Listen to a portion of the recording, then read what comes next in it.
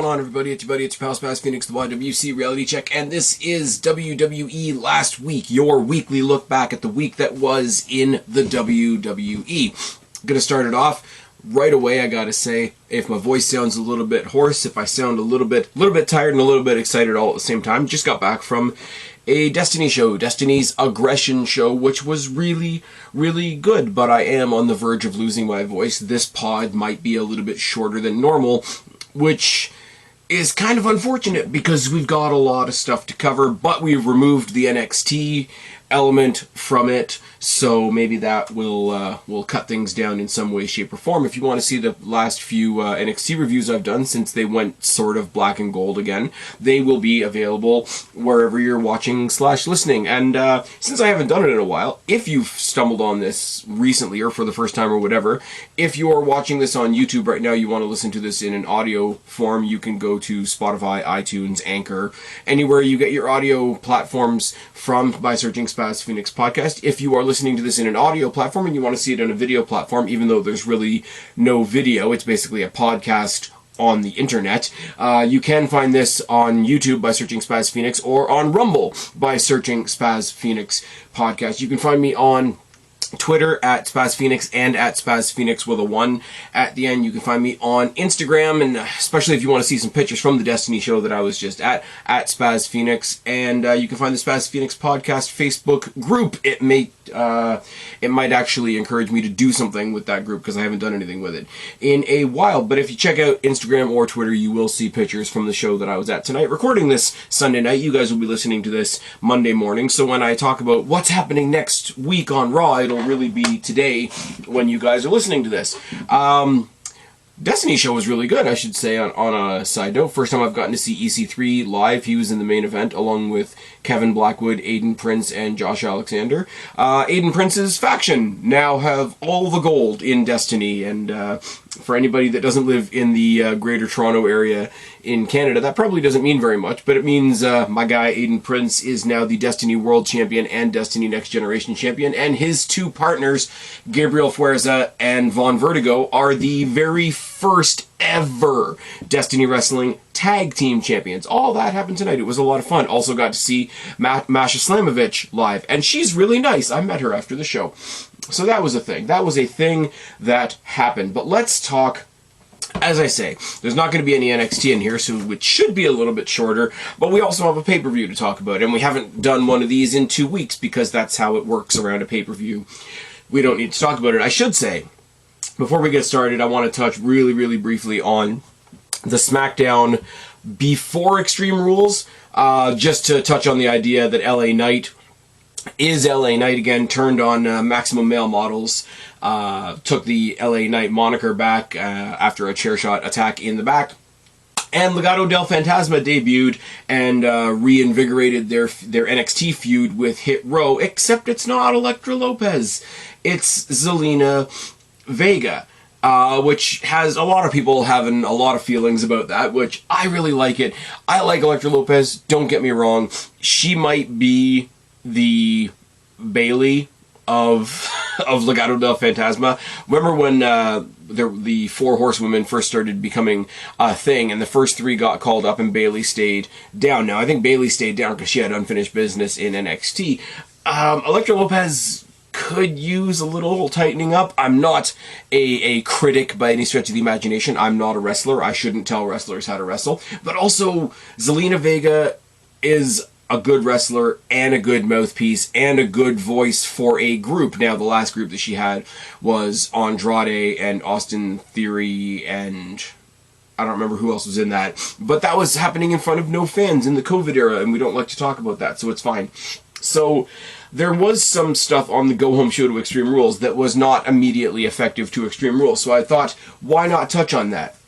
Touching on that as well, because it was the what do you call it? What's their terminology? The season premiere of SmackDown, and then obviously the season premiere of Raw came after Extreme Rules, and the season premiere of NXT, I guess, was the day after that. We have new commentary teams, which I don't mind, if I'm completely honest. It's Corey Graves and Kevin Patrick on Raw. Kevin Patrick sounds like he's settling in a little bit, and I mean that in a good way. He's got a he's got a really, really highly positive way about him. I think Corey Graves is going to pick on him like he picks on everybody else. Michael Cole on SmackDown does not have Pat McAfee because Pat McAfee's still doing football things, but he's joined right now by Wade Barrett, which is I guess a version of a call-up, I guess, from NXT, and NXT has Vic Joseph now joined by Booker T. Now, in the process, Nigel McGuinness is gone, which I don't want to see the guy lose his job, but it makes sense. NXT UK isn't a thing anymore.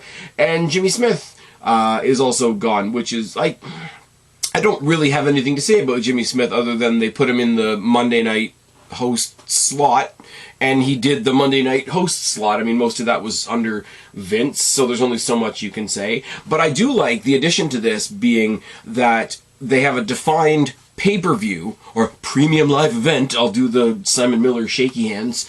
They have a separate premium live event. Now I've got to say it in my head. They have a proper pay-per-view commentary team, which is Corey Graves from Raw and Michael Cole from SmackDown, because those two also work really well together, as we saw the previous weeks on SmackDown after Pat McAfee left.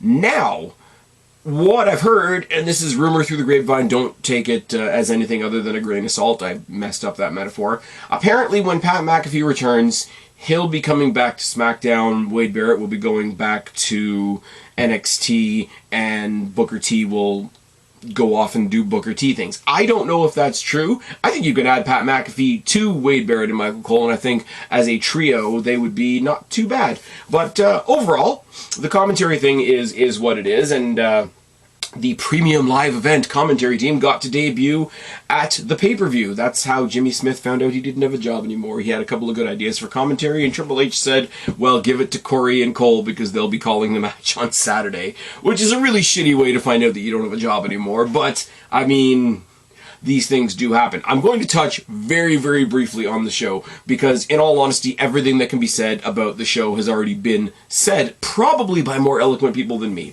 The six-man tag was hard-hitting as fuck. It was a great way to start the show. We did carry on some of the energy from the Gunther-Sheamus match at Clash at the Castle, now add in a couple of extra people and all that kind of thing. We told a very simple story of Sheamus getting taken out early, there being a numbers advantage, 3-on-2 for the Imperium for the majority of the match, and Sheamus getting the comeback for the win. Now, this gets Sheamus a win. It keeps the belt on Gunther because he didn't really suffer a loss per se, and it was a really cool way to start the show. I had said, or I think I said on my preview, I think matches like this are going to be the new Hardy spot. We know for years when the Hardys were in their prime and in their pomp, if they weren't in a title picture, you put them on first to get the crowd up and going, and that really, really works. But now a whole lot of people run that more high-octane style. It's not as unique as it used to be, so now I think you do something like this instead, and I think that's a good thing to do. I'm going to touch on it once. I'm not going to go through all the different segments, but all the stuff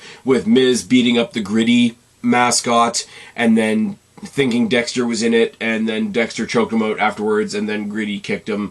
It's harmless. I mean, there's a lot of people that don't like the Dexter Lumis stuff. I get it. This is the stuff that Miz can do, because the Miz can get his ass kicked by a mascot and still come out and be the Miz the next week. He's got, people say this about characters like Sami Zayn all the time, but Miz gets overlooked in this conversation. He's figured out the WWE machine.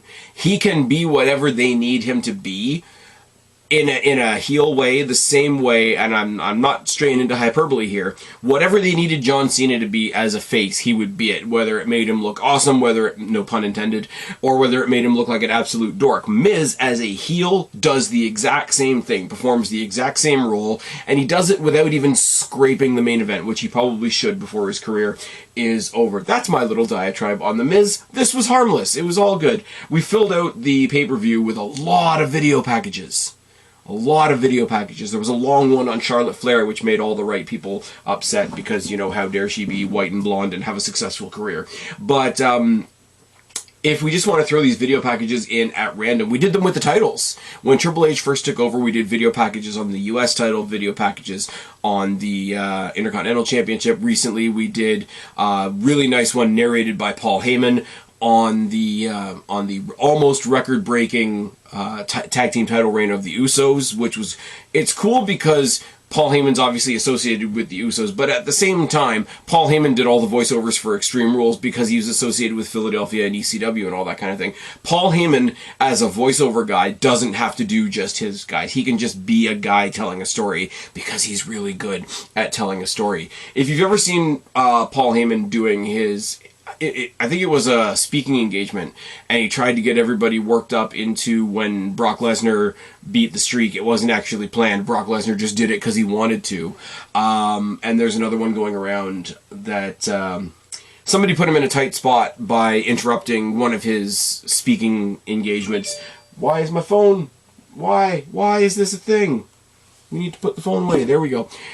Somebody interrupted him with Chris Benoit chants while he was doing a speaking engagement about something else, and he went on a very dissecting diatribe on his thoughts on Chris Benoit. If you haven't heard that, go check it out. But also go hear him give this small, I think it was like a lounge that he was talking in.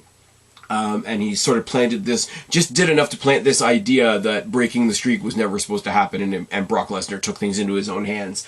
I think that's really cool. That has nothing to do with anything. That has to do with me talking about video packages on the pay-per-view. They did one on Charlotte. They did one on Bobby Lashley, I think, as well. And doesn't that lead us into Monday? We'll talk about that when we get to it.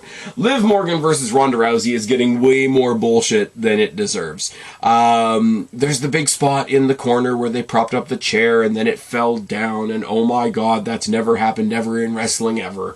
Except it has, and you guys, your biases are showing. Kind of cool the way they played off. Normally you've got Ronda Rousey playing the MMA person versus the quote-unquote pro wrestling person. This time you had a MMA person versus a weapons person, and then you put the weapons in the MMA person's hand, and Liv Morgan has her holy shit, what have I gotten myself into moment, which is all good. Liv puts Ronda through a table, which is nice. There's a triangle choke in the broken table, which I think is really nice. Liv Morgan is having a bit of a character shift, so as she's passing out, she's smiling. People are going to hate this comparison because there's a mixed martial arts tie-in, and Liv Morgan is going crazy, and every time we do a crazy chick in WWE, obviously WWE is sexist. But think back years and years and years ago to, I don't even remember what show it was on, to be completely honest with you, but there was a submission match, and it was between Mankind and Ken Shamrock, and Ken Shamrock had him in the ankle lock, and then he did the mandible claw to himself, and he smiled while he did it, and he made himself pass out. And when they announced it, they announced Ken Shamrock as the winner by way of the mandible claw. And I thought that was so cool because you had Mankind, who was about to pass out, and he was still crazy enough to be smiling. I am not comparing Liv Morgan to Mick Foley in any way, shape, or form, but it is like, okay, all right, I'm crazy enough to do this, and I want you to be unsettled because we're going to do this again sometime. Ronda Rousey did get the win. I'm really, really hoping this is leading to Ronda Rousey versus Shayna Baszler, but I haven't seen any indicators just yet. Drew versus Karrion Kross was disappointing for a lot of reasons, mostly because I think a lot of people thought that the Drew McIntyre-Karrion Kross match was where Bray Wyatt was going to show up. And that's neither one of these guys' faults, so I'm not going to hold that against them, because way too much, especially when we get to like WrestleMania season as well, way too much of the excitement about a match is not about the two guys in the ring. It's like, oh, who else is going to get involved? Is somebody else going to come in after the match? Whatever. And fans put that shit in their own heads. And Bray Wyatt being involved in this particular match was something that a lot of fans assumed, and a lot of fans got all of our ideas together because that's what the Bray Wyatt character inspires. You can't hold it against this match that people that were not involved in this match were not in this match. That's just my take on it. I will say, however, that the match was a little bit awkward, a little bit slow.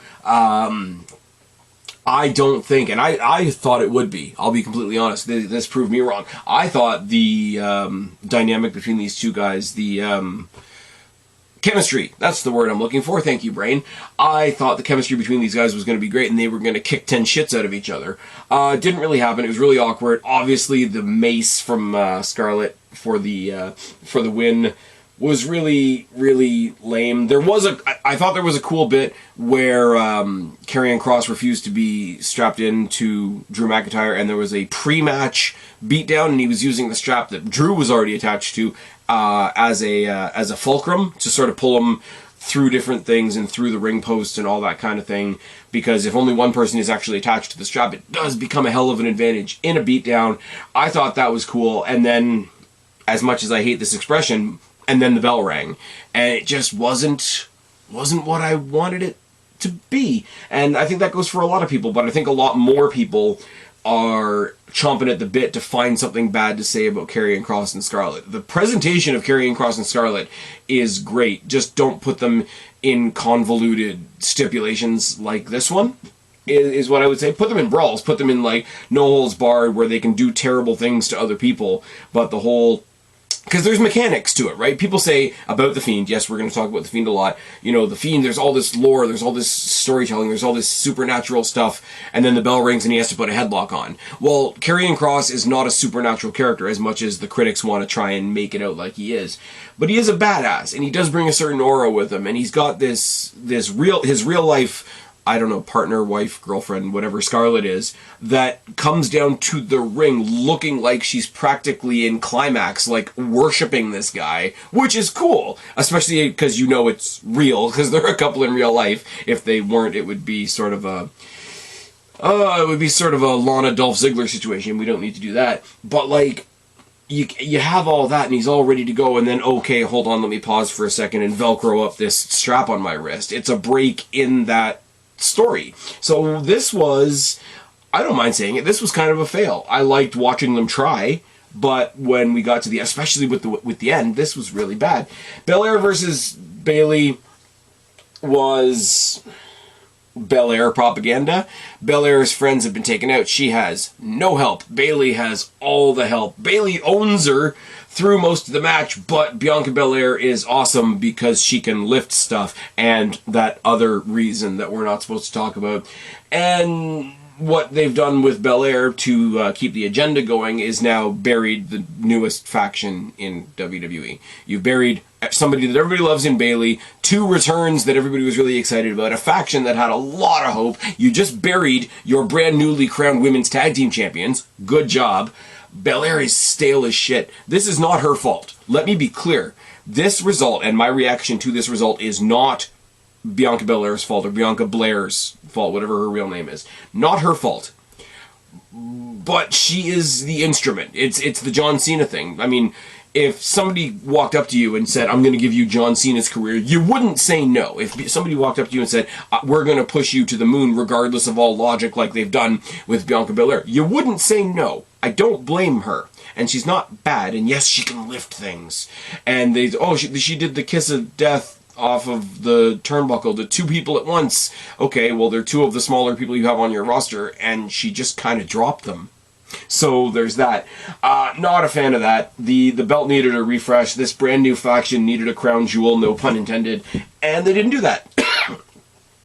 Edge versus Balor. I was almost going to say Edge versus Belair because my writing is terrible, and Edge versus Belair in a last person standing match would be hilarious. It was a great match. I think you could tell that these are two people that have wanted to work with, I mean, especially from Balor's point of view, because he's flat out said it. Balor has wanted a match with Edge for a long time. In his real life, he wanted to put it on his bucket list, right? Great match, back and forth. The story really starts when everybody else gets involved. Ray tries to get involved, and he has more drama with the son. And then we get, just at the right time, we get Beth Phoenix coming down and having a stare down with Rhea Ripley. Rhea Ripley, who we're going to talk about later. Nobody will quit. Nobody will quit. We take out Ray. I think somebody else. Oh no, I thought AJ Styles was going to be the next one to come down and get involved, and that didn't happen. So that felt kind of weird. Beth Phoenix comes down and she has her moment, has her stare down with Beth Phoenix, but then Rhea Ripley gets the brass knucks and knocks her out. Now, I really want to say something about Rhea Ripley here because this is a nitpick that I don't think most people are going to have. You could have just had Rhea Ripley knock her out. You could have just had Rhea Ripley knock her out. I don't think you need the brass knucks, because Rhea Ripley, presented the way she's supposed to be presented, doesn't need a pair of brass knucks to knock somebody out. I won't take the piss out of them too much for that. That's just my personal opinion. But then we have the whole thing where they have Edge sort of spread out in like preacher pose in front of Beth, and they're threatening to give her the concerto. The one-person concerto, and Edge finally quits because he's trying to save his wife. A lot of us thought that they were going to do something with Ray and the mask and all that sort of thing. Other cool things that could have happened, but they tried to do it with Beth instead, which makes more sense if we get into what we're going to talk about with Rhea Ripley later on. Obviously, he quits. They do the concerto anyway. They all leave. They're all evil bastards. It's fine. The fight pit... I don't know what to say about the fight pit. The fight pit was what it was. Daniel Cormier wasn't a really big distracting factor. He had one moment with each of them where it's like, hey, I'm the law. I'm making the rules in this cage. You guys aren't going to shove me around. But he did it to both of them, which was cool. They played up the story initially that he has no favorites because he knows Riddle, but he's also a fan... he knows Riddle. He's also a fan of Rollins. They did the stuff up on the stageway, and I will take the criticism that if nothing's legal up on the stageway, then why bother having it? But if you don't have it, then it's just a cage match. So you have to do some stuff there. Riddle coming off the top of the stageway looking like he had shattered his tailbone was kind of uncomfortable.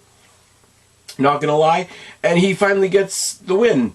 Like, Riddle finally gets the win. It's all good. He goes on to other things, and Rollins had to carry his injuries from this match into Monday Night Raw, which we're going to talk about shortly. It didn't end up being an issue, but we can talk about when we get there. And then Triple H does a Triple H thing.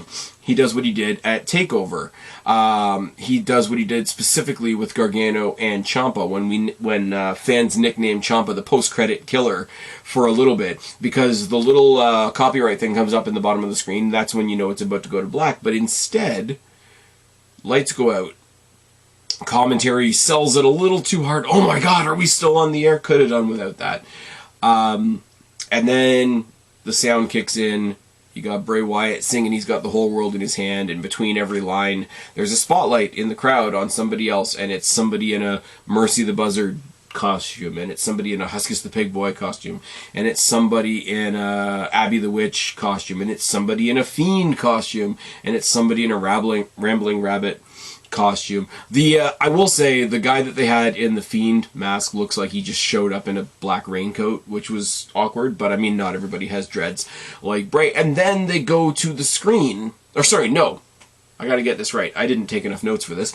They have a doorway on the rampway, which is always fun. When there's a doorway, but it's a doorway to nothing, it always makes me think of the APA poker room, where everybody always walked around the door frame, but that's not what they were going for here. They had really creepy light shining behind it, and then it went to something on the Tron. It showed the Firefly Funhouse, covered in cobwebs and all dark and spooky looking, and it's been abandoned because Bray hasn't been around here for a while.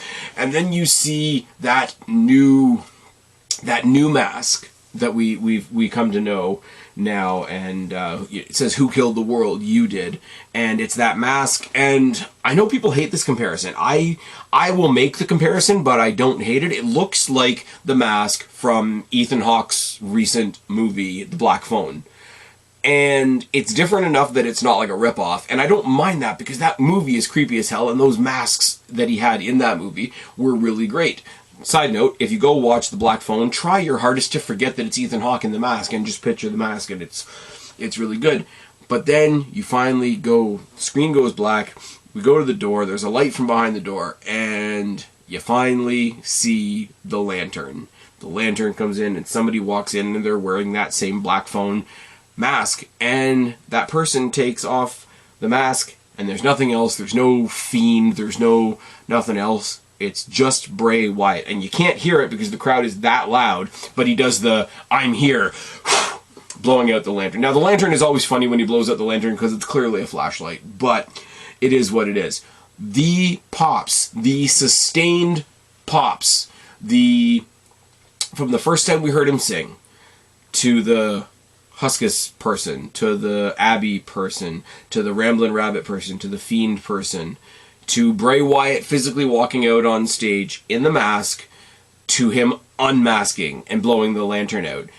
Every single pop climbed on the next one, on the last one, on the next one, on the last one. I know this isn't for everybody.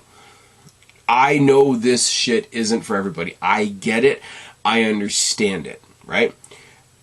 But in wrestling, nothing is for everybody, right? Now, if we can say, you know, the Bucks doing shitty gymnastics, it's not for me, but I'm happy other people enjoy it. If I see, you know, when the GCW guys come on to AEW for a night and they do all their light tube stuff and the explosions that don't work and the barbed wire that may or may not be real and whatever, not for me, but clearly somebody's having a good time. Now, we can do that for anything. You can do that for cruiserweight wrestling. You can do that for brawling. You can do that for grounded, technical, like, pure wrestling or whatever you want to say. Why can't we do it for character work like this? And this is not me trying to sing Kumbaya and say, why can't we all get along? But why is this the one genre of wrestling that, if it's not your thing, gets universally slaughtered? I could do without ever seeing a strong style match in my life. I could do without ever seeing a, you know, flaming light tube go through somebody's eye socket or whatever. But I'm happy to have people go enjoy that. If that's your thing, please, you know, get tested after the show, whatever. But I don't get, and I never will get, and I don't want people to get up in the comments like, oh, it doesn't make any sense. Well, okay. The company that you probably watch has aliens and dinosaurs on it. So, I don't know. This was so good. And this was like, I'll use an example for myself, right? I don't particularly like pop music. But if I hear a good pop song, I'll admit it's a good pop song. I don't particularly like country. It's rap for rednecks. But if I hear a good country song, I'll admit that it's a good country song. I don't particularly like Nickelback, and I'll use a specific example. I don't particularly have any love for Nickelback, but there's a couple of songs from their early days that I will say, yeah, that's really good, even though it's not for me. Even if this is not for you, this and how we got here, and the story behind the actual fucking human being behind this as well, let's not leave that out of the conversation either, was fucking awesome. That's all I got. And I'm not trying to sit here and get angry with you guys. I'm not trying to sit here and lecture people on how to be wrestling fans, because that, like, assholes do that. JD from New York's and Deluxe Man's and Michael Sidgwick's from What Culture do that. Oh, if you don't like what I like, you're a goldfish. Okay, well, you can fuck off. Go drown with your goldfish. It's fine. But what I am saying, as somebody who is incredibly a fan of this stuff, you guys know me, I've stood up for a lot sillier stuff than this. And don't get me wrong, for the AEW fans out there that think I'm targeting them, I like Abaddon. I like Luchasaurus. I like that we now have Dark Luchasaurus. It's awesome. I think Chris Statlander, I don't think she's doing the alien thing as much anymore, but it's awesome. But it's a lot sillier and a lot less effort than this. I like Kevin Thorne, Mordecai, Malachi Black, Aleister Black, both groups that he had in both companies. I like the Boogeyman. Give me Kevin Thorne, like I said. Give me the Undertaker, the Boogeyman. Give me Kane. Give me the, you know, Warlord and Barbarian. Give me all of this fucked up. Give me all of this fucked up shit. Give me the Demon Finn Balor. And give me this. Because I loved this. I thought this was fucking great. Even if nothing had gone right on this show, if they gave us this at the end, 5 stars. I don't care. I don't care if it's in the Tokyo Dome or not. Anyways, moving over to not only Monday Night Raw, but the 25th anniversary of DX, which is always going to be Ghost at the Feast because Billy Gunn is in AEW, and unfortunately Chyna is no longer with us. So you've got the 4 members of DX, and all the video packages were edited to have only the 4 of them, and that's weird and whatever. We started it off with the DX pre-tape backstage, and them all swearing and whatever. Triple H in the, I think they still call it the gorilla position, with the headset on, being the boss, and they're ripping on him for, you know, going up and being a corporate guy now, and we can't swear anymore, and oh my god, we've all got our cocks out, and it's like 4 rubber chickens on the back of his computer. And it's stupid. Yes, it is. I don't care. I like DX. DX is awesome. People that are still to this day saying Triple H makes everything about him, even though he's created the best thing in WWE in the past, like, 20 years in the creation of NXT, which only serves to promote and get ready other talent. So, and he's not wrestling anymore. So, like, fuck off. Let him have some fun. Poor Shawn Michaels lost all his hair, and he's kind of, you know, he's having a time. Road Dogg's gone and come back. X-Pac, everybody seems to like. So let's just, like, spread that across to everybody else. It was good. It was harmless. It made me think of the old DX State of the Union thing that they did in the early days of DX that was meant to look like a presidential address, and they were making fun of all the swear words that they couldn't say. It was a lot of fun. It was fine. It took up hardly any time. Bloodline was on Raw. Now, I thought there was going to be a face-to-face between DX and the Bloodline. That did not happen. There was an opening promo, Roman's, like, addressing Jey Uso and how he's not being part of it, being part of things, and how the loudest person in the group is typically the person that causes the most problems and all that kind of thing. Sami Zayn, because Sami Zayn's great, interrupts Roman and says, you know, you don't need this on your plate anymore. Let Jey be my problem now. And Roman has now left Jey Uso. There's going to be more on this, because we're going to talk about it during SmackDown as well. But Roman has now left Sami Zayn in charge of Jey Uso, which is fine, because Jimmy Uso is Sami's friend, and he thinks it's hilarious. And Solo Sikoa has, like, this instant respect for Sami Zayn. And I don't know what we're supposed to think Roman thinks of Sami right now. Does he, like, genuinely respect him? Is he amusing to have around? Is he somebody that he just sees a use for, so, like, you can stay as long as you stay useful?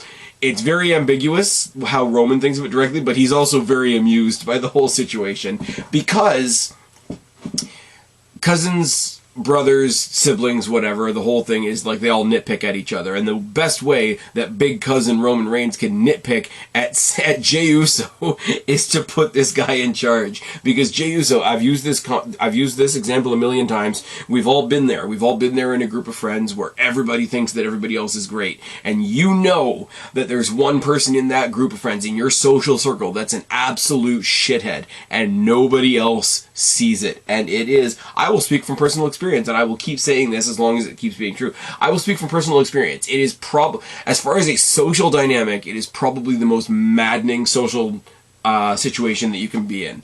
And I think the more, and we'll talk about this more again on SmackDown, the more this goes along, because the bloodline was all built around Roman Reigns. Sami Zayn wants to be in a group with Roman Reigns. The bloodline, or the Usos, are loyal to Roman Reigns. Solo Sikoa was brought in at the last minute to protect the title of Roman Reigns. I hate to break it to you, and I don't know whether this is a hot take or not at this point anymore. The bloodline right now, as much as it's built around Roman Reigns, the bloodline right now is the Jey Uso story. The absolute mental breakdown that is coming from Jey Uso is the singular most anticipated story beat in pro wrestling.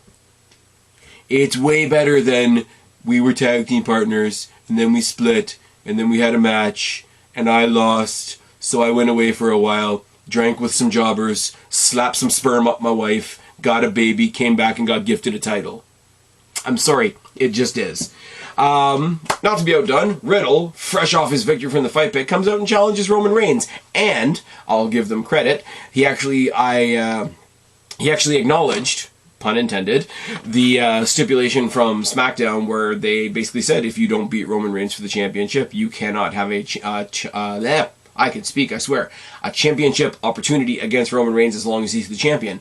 I do want them to go at some point, because he was the Universal Champion. Now he's the WWE Undisputed Universal Champion. So it's technically a different title. I want them to play up that at some point, because that's the kind of nitpicky shit that I love.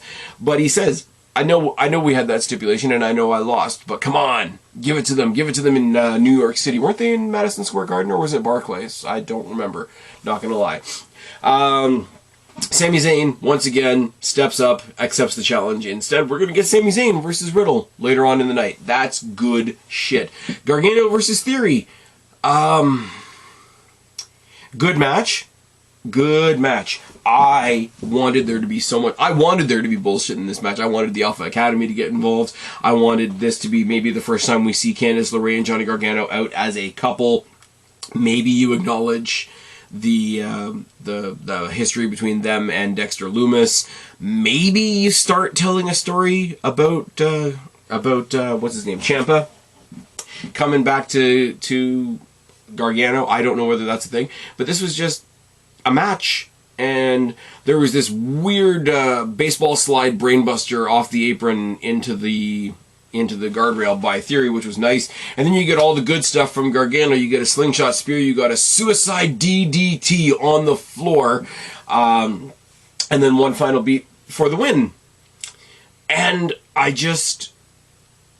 I'm usually the one that says, if you give me a great match with a great story behind it, I can't really fault it.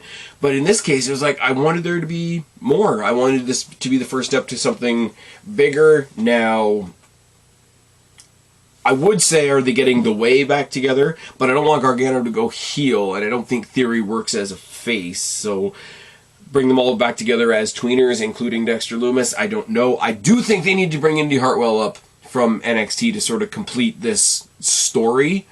I mean, Candice LeRae and Indy Hartwell could go for the tag team titles. That's fine. Rey Mysterio versus Chad Gable. Again, another match with really I don't want to say this without sounding condescending. Very, very capable guys of putting on a really good match, but it's really bland. Until Rhea Ripley and Dominic Mysterio show up on the rampway again. Rhea has a Beth armband on her arm, the way they do when somebody passes away, or the way that some wrestlers do when they want to acknowledge a terrorist organization. But we don't need to talk about that right now, because that gets me yelled at on Twitter. Ray still gets the win, which I don't think was necessary. Dom challenges Ray. Ray fights off everybody else and hits 619s on everybody, and much like I said about Bianca Belair at the pay-per-view, comes out way too clean for all the things working against him, because Alpha Academy was out there and the full strength of the Judgment Day was out there, so you don't need to come out that clean. Judgment Day, after we come back from break,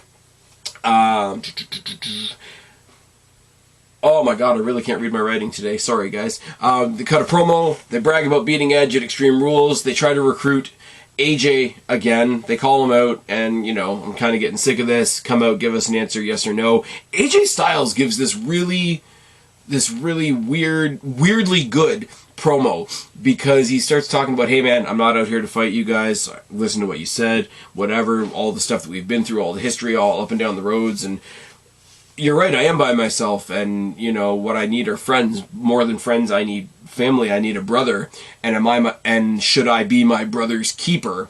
And I thought that was really cool, because he gave Finn a hug, but he bowed to him first of all, like he was bowing down to the group to ask to be part of it. And Finn gives him the big smile and the big hug, but he's still holding the microphone. He's like, oh, when I said brother, I didn't mean you. And fucking Gallows and Anderson are back. So let's have a brawl. And the OC is back, and that's going to be a thing now.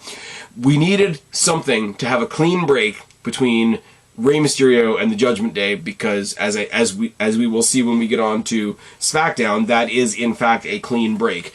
So you needed something that could be 3-on-3, because you needed something that would say, this is not just Damian Priest and Finn Balor and Rhea Ripley, and we've got Dominic Mysterio over here as our pet.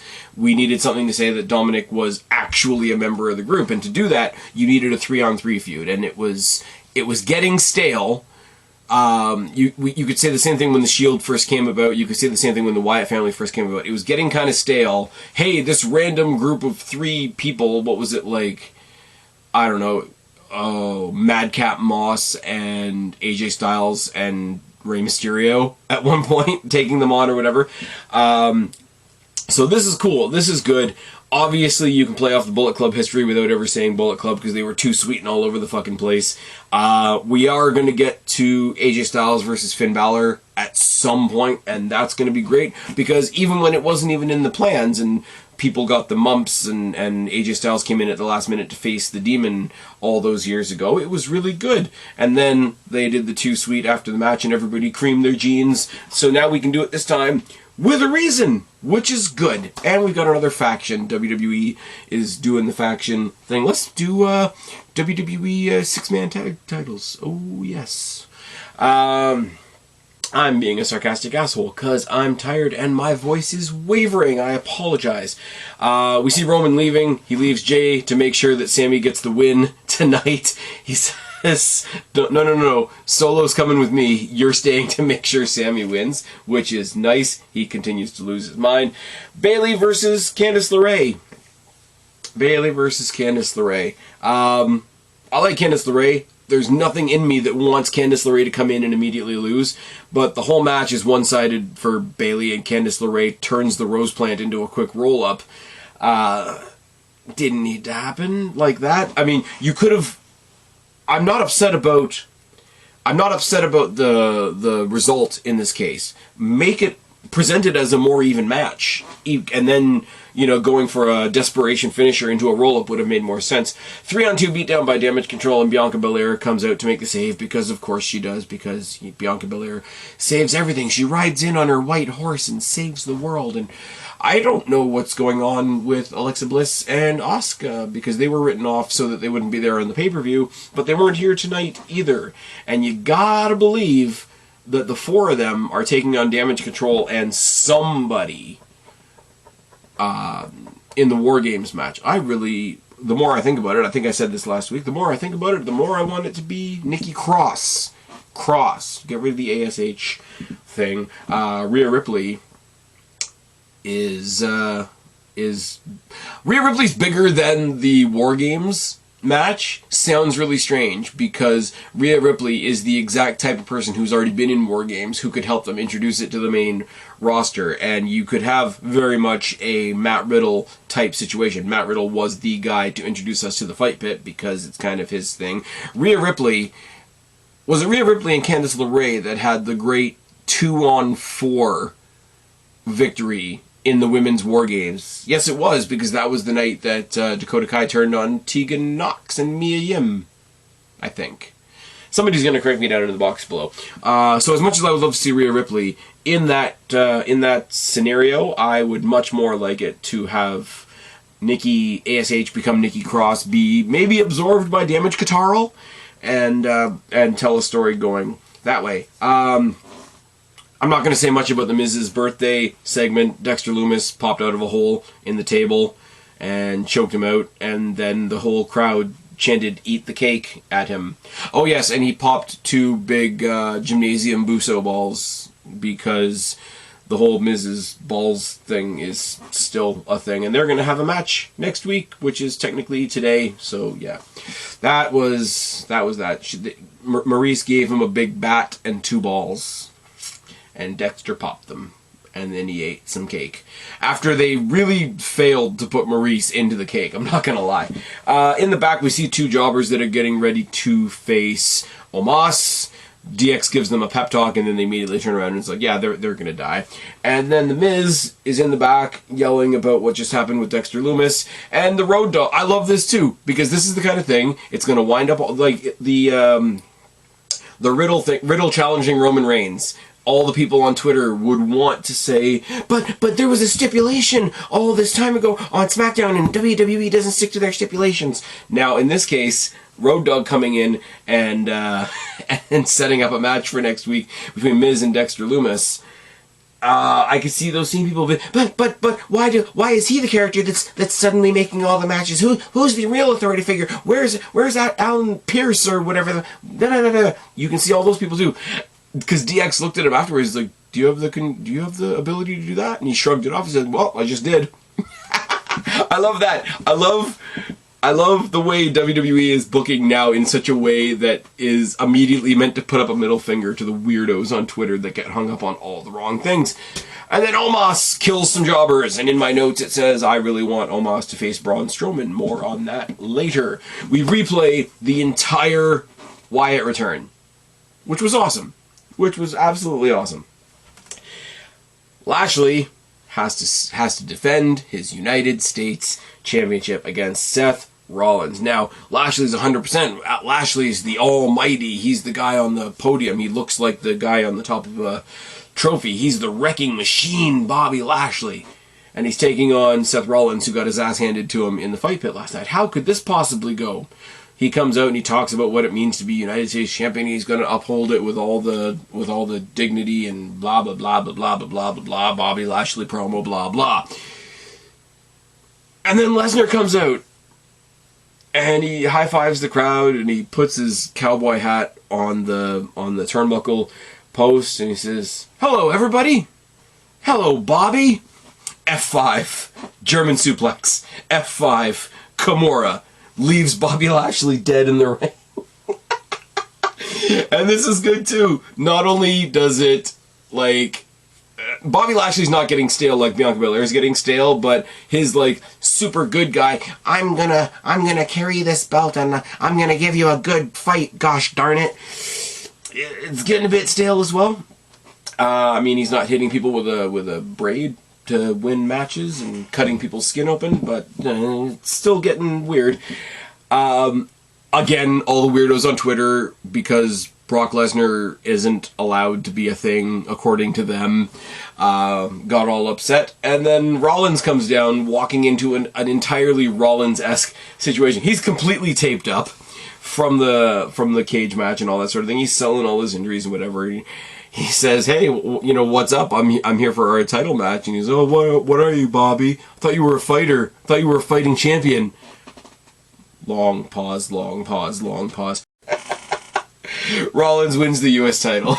is the end of this story. Because baby faces are idiots in wrestling. That's the thing about all that.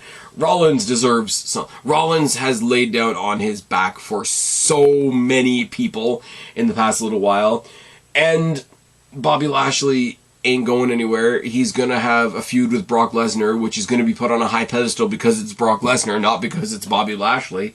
So everybody wins. Seth Rollins with that championship, at least for the short term, because Roman Reigns is mostly the champion on SmackDown, even though he carries both. You need a champion on Raw that's actually interesting, and that's Seth Rollins. That's not exactly Bobby Lashley. And we've got one more match for Crown Jewel in Brock Lesnar versus Bobby Lashley, I guess. And that doesn't need the U.S. title. There is no conceivable rhyme or reason why Brock Lesnar would be fighting for the U.S. championship. There just isn't. And I mean, considering they're in the same building, maybe, you know, Logan Paul wins the unified championship and then he goes on to face Brock Lesnar, because that, again, will wind all the right people up. Totally randomly, how's this for a graphic? Elias is back tonight on Raw, so tune in for that. I really like that. Again, it's just Triple H correcting stupid stuff that was done by other people. Riddle versus Sami Zayn is a match. The Usos are outside. Riddle gets the win because Sami Zayn tells Jey Uso to, like, you know, don't fuck up my match. I can win. I can beat this. I can do this for the family. And Jey says, fine. And Jey stops Jimmy from helping him too. And Riddle gets the win, and commentary goes into overdrive, selling, oh my god, what's Roman Reigns gonna think about this on SmackDown or whatever else. And then DX just came out and did DX stuff for 5 minutes. And again, it's one of those, like, it's a nostalgia thing. It's just a nostalgia thing.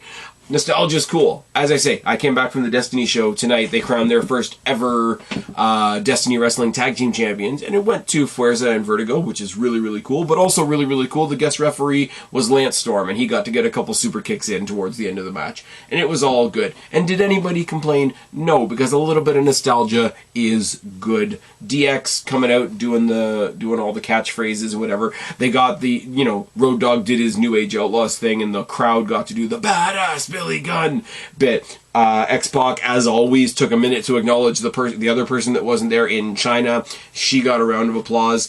No interruption, no burying anybody. People got wound up about this. Need to find a real problem. I think it's really fun, but then again, I wouldn't I? DX was made exactly for me, and it came. DX because of the age that I am, and no, I'm not going to tell you guys how old I am. You guys can figure it out, I think. Because of the age that I am, DX came along at just the right time. And you know what? As you grow up and you realize how much life sucks, you want to think about when things were funny and people were getting gooed and there were dick jokes and it was just fine. Like the guy that people didn't like because he was a little bit rude could still be the champion because he was fucking awesome. Leave DX alone. They can come back every week. Let Kane come back too.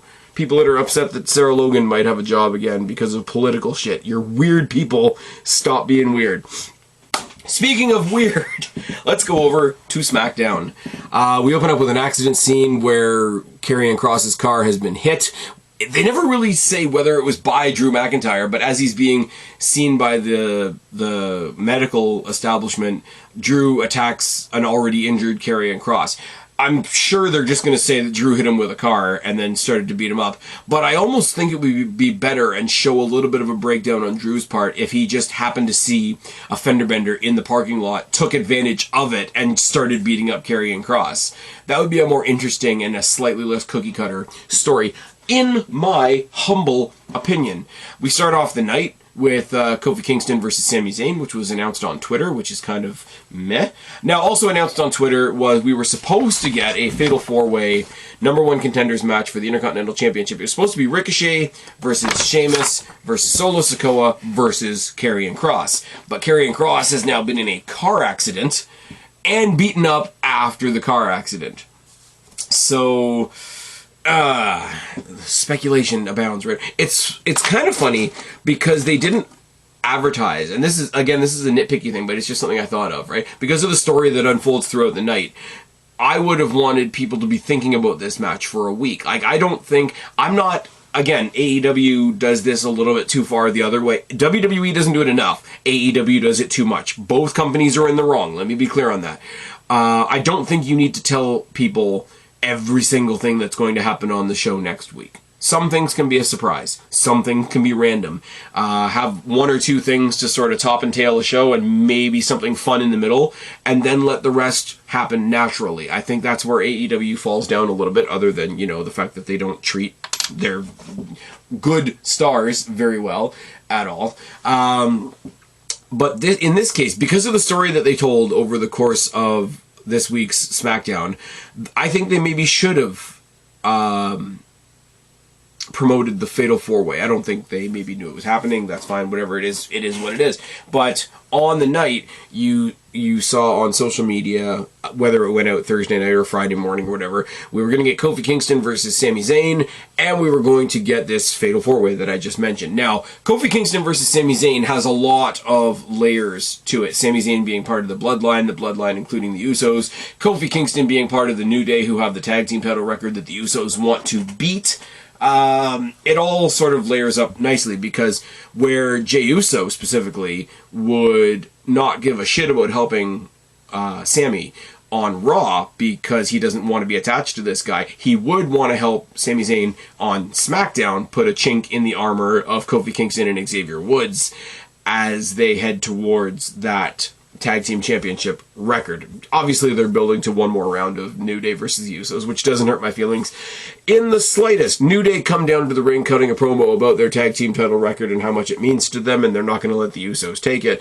Rah-de-rah-de-rah. Then we cut to the back. Sami Zayn bossing around Jey Uso, and when Jey Uso is about to fight back, Sami Zayn, because he's got his cell phone with him while he's going down to the ring, gets a call from Roman Reigns. They're joking around. Jey feels very left out, and then Jey gets told off over the phone by Roman Reigns and continues to melt down.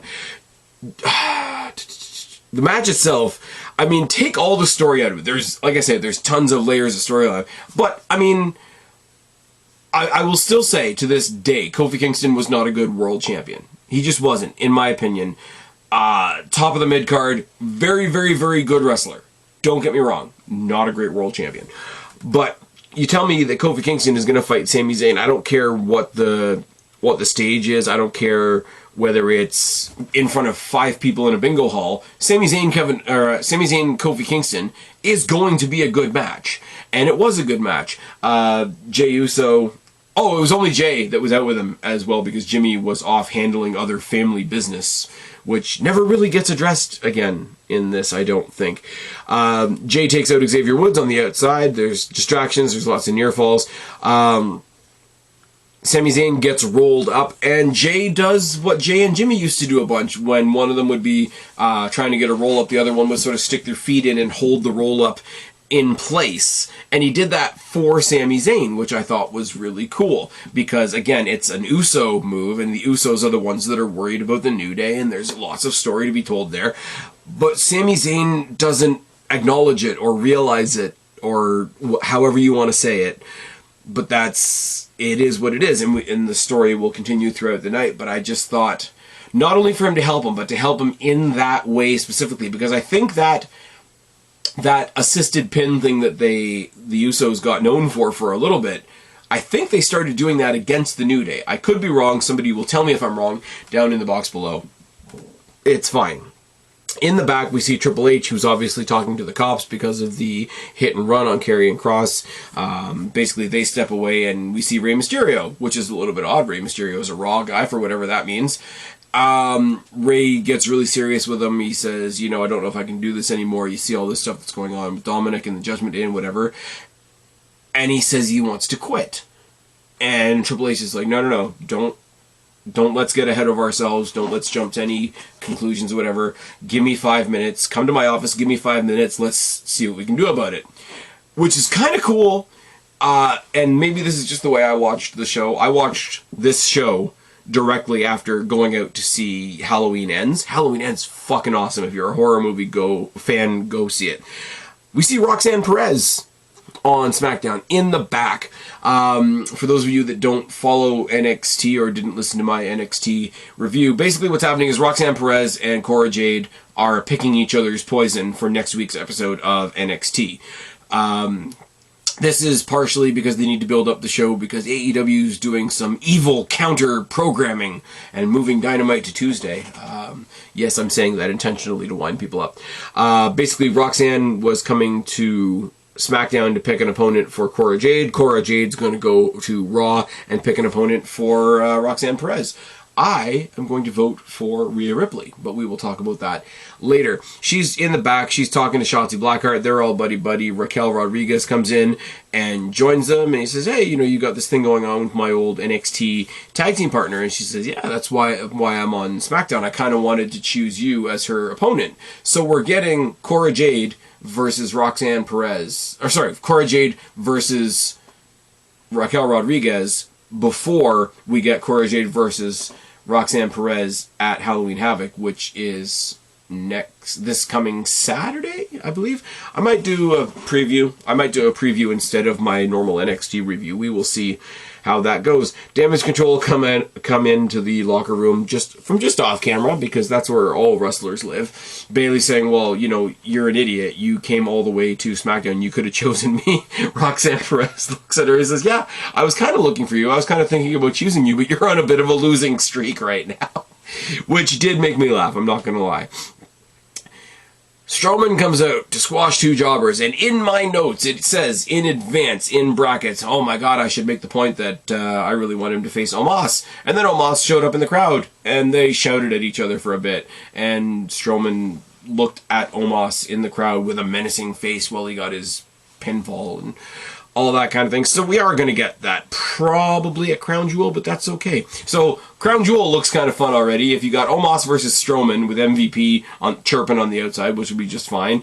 Bobby Lashley versus Brock Lesnar. And then you've got Roman Reigns versus Logan Paul. And except for Logan Paul, that's a whole lot of, what would Big E say? A whole lot of big men slapping meat. Oh, man. In the back, we see the Usos. The Usos are there. Solo Sikoa's there. Sammy's there. And he's like, "Oh, you're welcome." And he's like, "What are you talking about? I just beat Kofi Kingston." He's like, "No, you're kidding. You're. This is a rib. You're playing with me, right?" Solo, you saw it, right? He's like, "Nah, man. I saw Sammy get the win. Man, Sammy, there's a lot I could learn from you." And the meltdown of Jey Uso continues. And I'm sorry, I can't help but laugh, because I've said it before. I've said it in multiple podcasts at this point. I even said it in the Raw portion of this podcast. Jey Uso is going to have a breakdown, and we're going to come to the point where he's going to have a breakdown. He's going to be seen as the problem. They're going to kick him out of the bloodline, and Sami Zayn is still going to be part of the family. And I think that's fucking wonderful. Next thing. What's the first thing I mentioned in this podcast? There's no more Max Dupree. There's Maxine Dupree and the Maximum Male Models. And you had Mansoor taking on... Who was he taking on? It wasn't Max Dupree. It was L.A. Knight. Yeah. Beats him up. Does a speech afterwards. Everybody's on notice. I don't know why you guys are cheering for me. I didn't do that for you. I did it for myself. I don't need... cheers from you people in the swamp or whatever the fuck you said. You know, whose game is it? It's L.A. Knight's game. Yeah. Okay. L.A. Knight's here, and we're off to the races. And I know we're doing War Games, and I know everybody's happy that we're not doing Brand Warfare anymore. Now, Brand Warfare is a bit ridiculous at this point. Look at how much crossover is happening. The Usos, Roman Reigns, the entire Bloodline, the Women's Tag Team Champions, which means all of Damage Control, crossover onto both shows. There's a lot of it. Rey Mysterio talking to Triple H tonight, etc. But if we were going to have one, if we were just going to have one Raw versus SmackDown match, come on. Give me The Miz, who's awesome, versus L.A. Knight. Yeah. Just not even a match. Just give them microphones. It'll be fine. It'll be good. It'll be a debate. It'll be fine. Damage Control versus Roxanne Perez, Shotzi Blackheart, and Raquel Rodriguez. Tank stuff!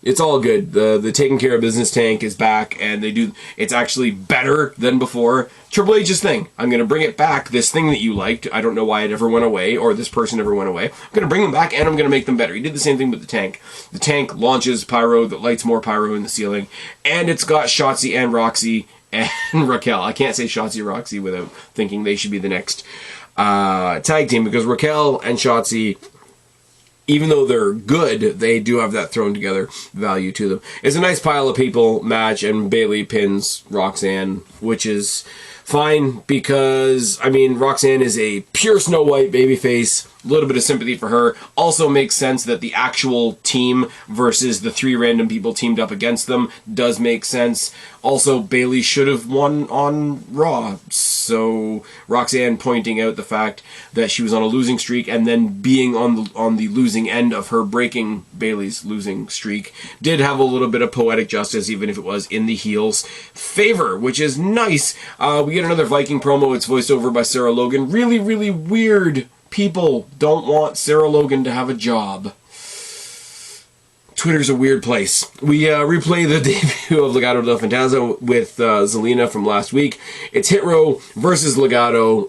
It's Cruz del Toro and Joaquin Wilde. They come out with Zelina Vega and Santos, but then Santos and Vega go backstage, and it's just a tag match. And then cheap shots outside by Santos Escobar. Vega takes out B-Fab with a running, a running head scissor off the apron, which is fine. And then they beat them with the... Legado gets the win with the Sacrificio.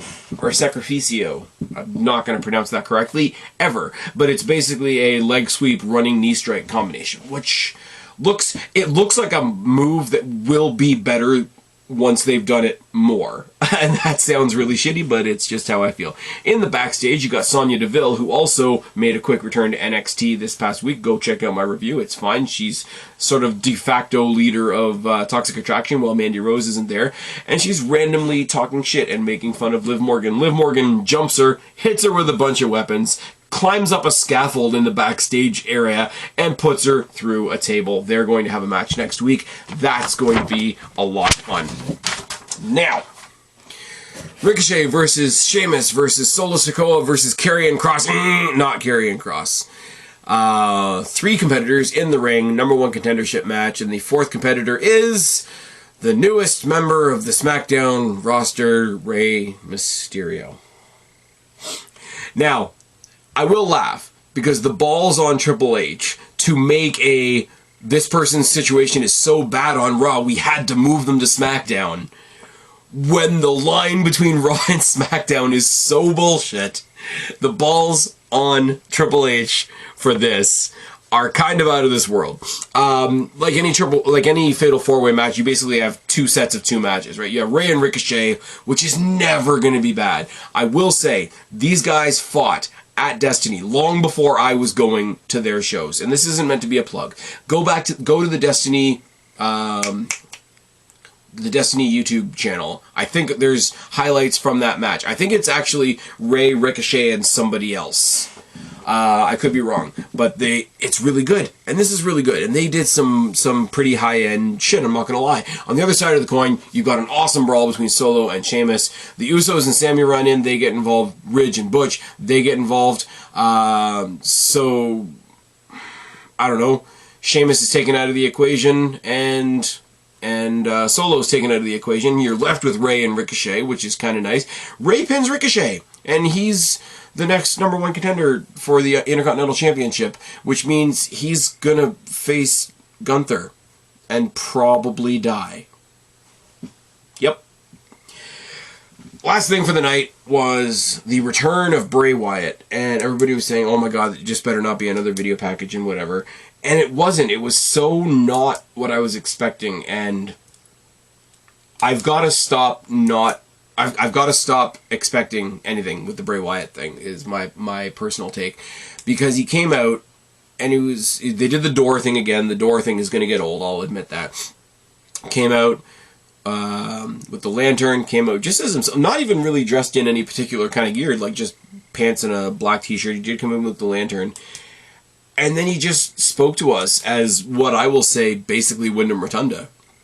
Basically talked about the struggles he's had since leaving WWE, losing his confidence, feeling weak, feeling like nothing he did mattered, and then thanking the fans who reached out to him in the same way. Like, hey, you know, Bray, you got to keep doing what you're doing because you helped me when I was feeling that way and you saved my life. And Bray says, you know, how the fans that made him feel appreciated and showed him that the stuff did matter, that saved his life as well. And I don't want to analyze it too much, because I think this was just, as much as it fits into what we're going to talk about in a second, as a story, I think within a story you can say true things as well. And if this was his one opportunity after his comeback to just sort of come and pour it all out on the table for a second, then I think that's almost beyond, that's beyond criticism, that's beyond analysis, that's beyond anything that, you know, podcasters, YouTubers, whatever can really say. I was really moved by it. I'm not gonna lie. As somebody that you know, first of all, you miss a character, you miss the creative impact that they have on your chosen form of entertainment, but also you start hearing things about, like, you know, how he's not doing good, and then obviously when Brody Lee passed away and all these types of things, and you just, there is an element of, like, I don't want to take away from people that actually know each other and are actually in each other's social circles and whatever, but at a distance, there's that, you're only hearing bits and pieces and stories, and it's mostly from the dirt sheets, and you get to a point where you're like, I just really hope that guy's okay. And this was a bit of, like, hey guys, I am okay, and I'm okay thanks to all of you, and I really like that. And then, obviously, the new, what I'm going to call the Black Phone mask, came up on the screen and was making fun of Bray, so clearly there's a dual personality thing going on, which is fine, and we can do that at a later date. But I almost want to save it for a later date because of how real the promo was, and I'm hesitant to even call it a promo, if that makes sense. I'm sort of stumbling over it because it was kind of serious and all that kind of thing. And as a fan, whatever you call that little element of, hey man, I just hope that dude is okay. It sounds like he is, and that's just really good. So that's the week. I didn't really do a whole list of, hey, this is everything that's coming up next week. You guys know what's coming up next week. We've got a lot of main roster intervention on NXT this week because AEW's being assholes and counter-programming them. So they got to do what they got to do. A couple of news things I want to hit on just really quickly before we get out of here. Rhea Ripley was apparently back in action for the first time in months at a house show. I saw it on the Twitter feed literally just before I came to record with you guys. It was a mixed tag match. It was her and one of the other Judgment Day guys. I think it was her and Damian Priest. Taking on Dolph Ziggler and Nikki ASH. So very much a house show match, but just to see her back in the ring is great, and hopefully that means we're going to get her and Beth Phoenix at some point on some big stage. I hope they save it for Survivor Series, and that's why I'm saying I don't necessarily want her in the War Games match. Also, she's coming back from an injury, so maybe don't put her in a cage with 9 other people. But that's just really good. If you guys can't tell, I'm hugely biased. I'm a ridiculous fan of Rhea Ripley, and again, it is a little bit of what I said with Bray. It's that little bit of like, hey, you provide me with a lot of entertainment. I hope you're doing okay.